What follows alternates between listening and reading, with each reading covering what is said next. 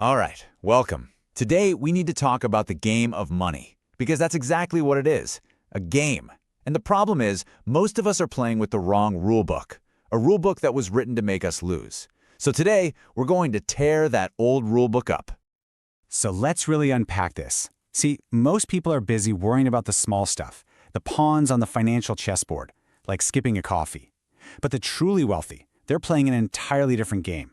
They're focused on moving the big pieces, the ones that change the outcome entirely. And here's the kicker, the part that's kind of tough to swallow. The system isn't broken. Nope, it's working exactly the way it was designed to. From our very first day in school, we're trained to be good workers, good employees, really just cogs in a giant machine. We're not taught how to design or own the machine. Okay, so let's get into the nitty-gritty of this game you might be losing. I mean, how is it possible that someone making six figures can still feel like they're just one emergency away from total disaster? It's not a personal failure, it's a feature, not a bug, of the system.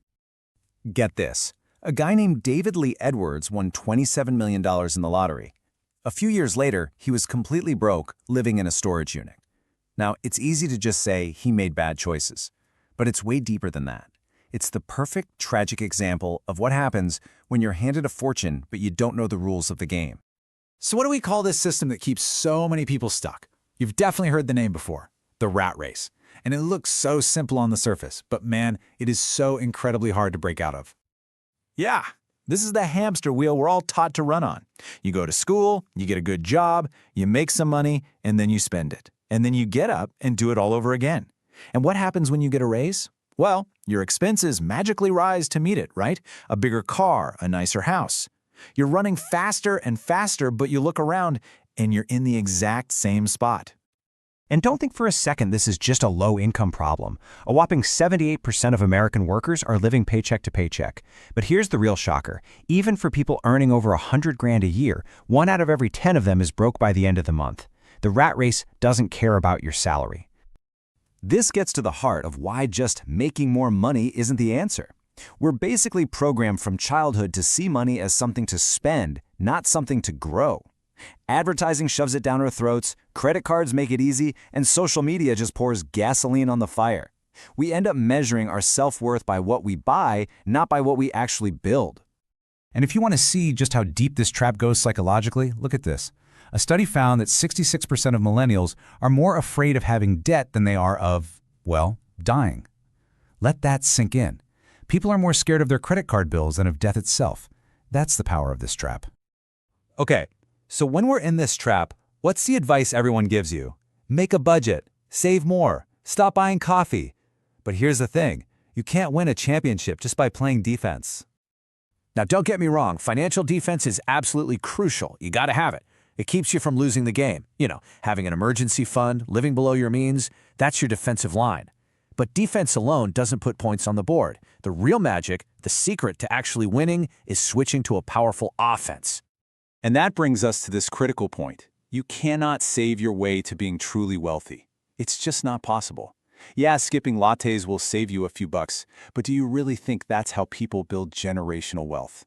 You can cut your expenses until you're blue in the face, but there's a limit, right?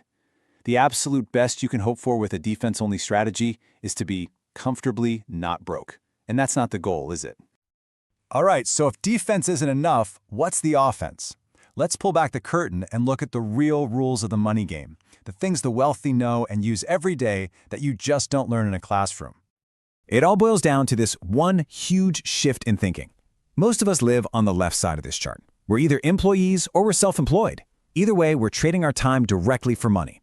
If we don't work, we don't get paid. The wealthy? They live on the right side. They're business owners and investors. They build systems and buy assets that make money for them, even while they're sleeping. And that right side of the quadrant? It's powered by these 5 hidden rules. Compounding. That's where your money starts having babies.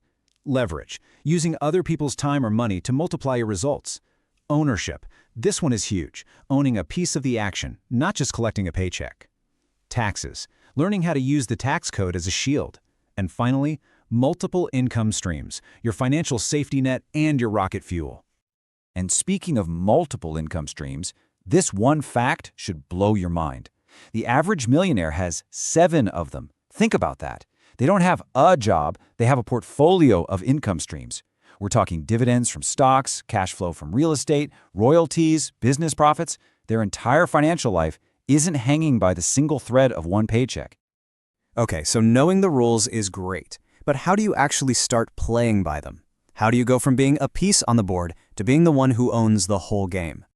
It starts right here, between your ears. It's a total mindset shift.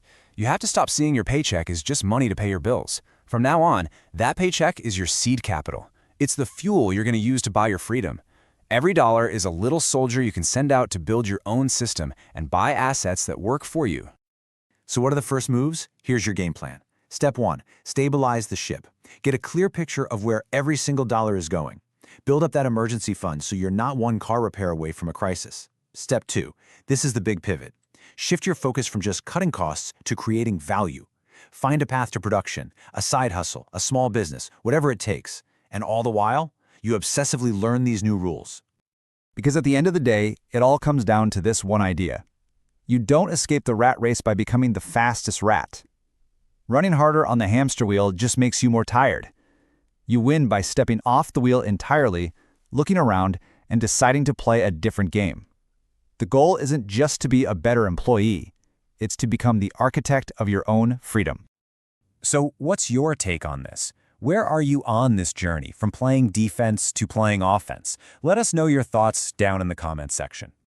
Thank you for watching Wealthprint. Now go out there and change the game.